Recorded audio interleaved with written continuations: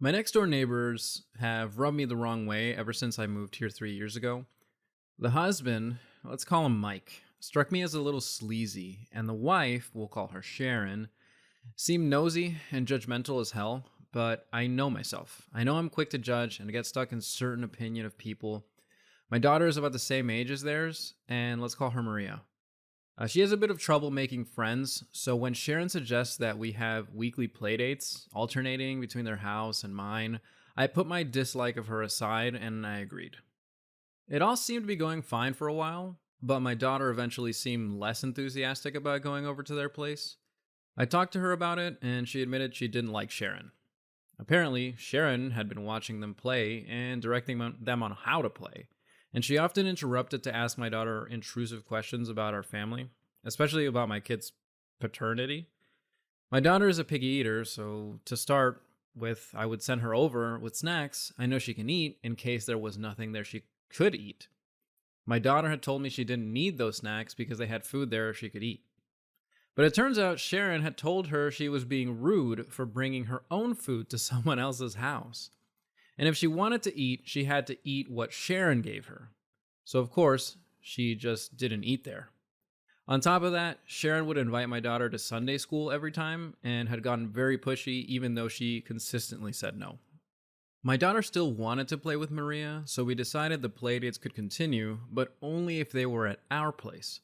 I made my excuses to Sharon, and initially she agreed to only have playdates at my house. But when Sharon and Maria showed up, they both came inside instead of Sharon leaving Maria at the door as usual.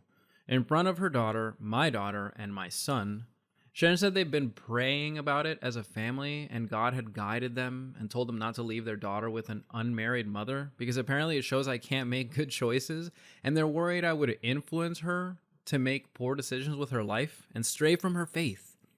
And then they left. So I was right about Sharon being nosy and judgmental. I decided to find out I was right about Mike. I made accounts on Instagram and Facebook posting as an attractive young lady with lots of somewhat local friends. I followed him on Instagram. He followed back. He immediately messaged me, and the messages quickly went from vaguely flirty to obviously trying to get some. So then I took screenshots of the messages and sent them to Sharon in a Facebook message. I didn't get a response, but I did see Mike storming out of the house with a small suitcase and driving off rather recklessly. He did come back a couple days later, so I haven't destroyed their marriage or anything, but I definitely put a dent in it.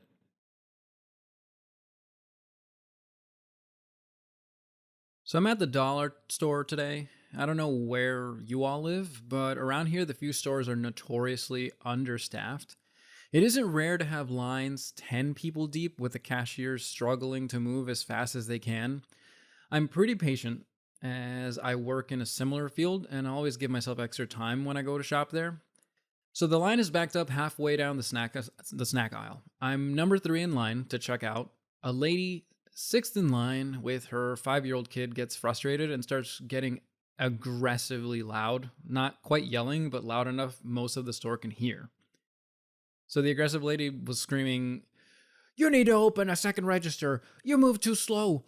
This store always does this. Open a second register."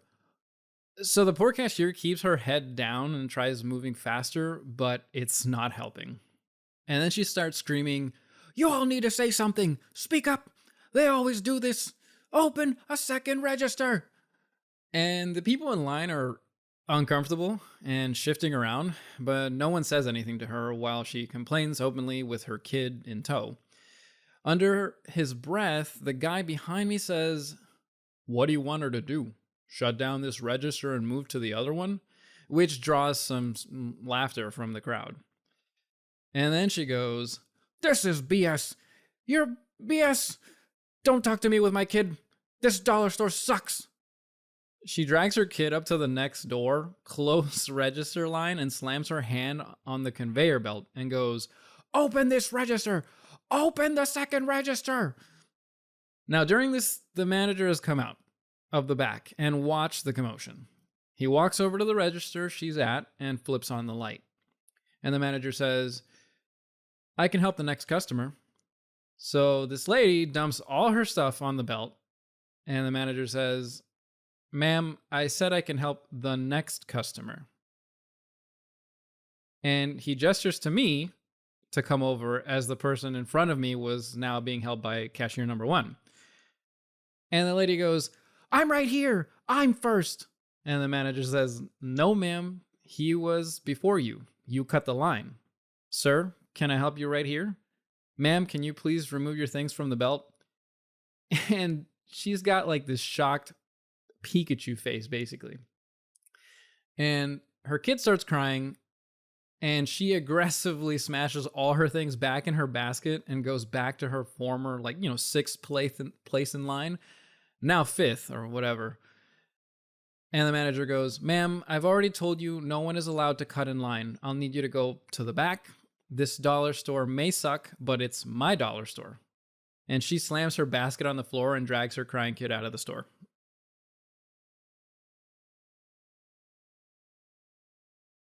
Okay, so to start, my uncle has been a competent programmer for many years, at least since the earliest 2000s, and even coded a system for his company once, so it's safe to say that he's pretty smart.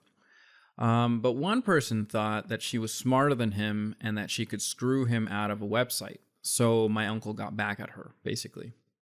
So my uncle sometimes does odd jobs for clients as a sort of side hustle, making websites, debugging, and or like creating software, retrieving data that an intern misplays, etc. And on one of those jobs, he gets a woman that has her own small business. Now, if I remember correctly, he told me it sold beauty products and cosmetics like perfumes, colognes, makeup, and stuff like that.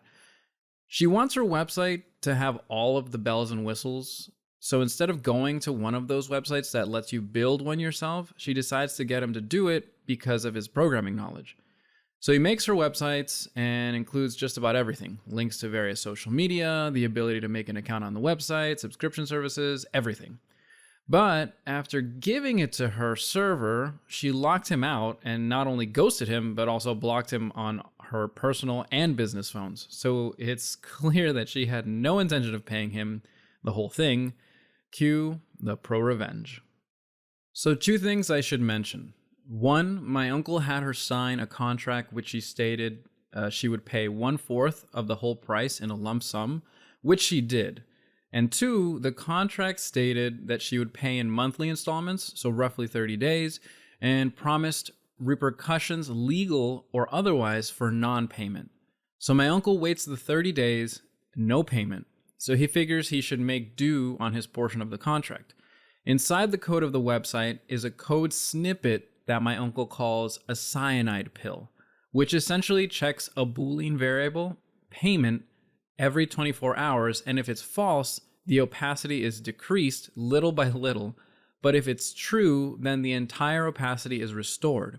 So basically, if my uncle didn't manually change it from his computer, the screen would just be white. She eventually calls him and threatens to sue him for sabotaging her business. My uncle reminds her that she signed a contract with a witness and legal counsel present, so it'd be cheaper to just pay him. She instead did decide to try and sue him, but in court it was open and shut case since she signed the contract and she was ordered to pay the rest in a lump sum, which put her in trouble because it ate away at most of her business profits.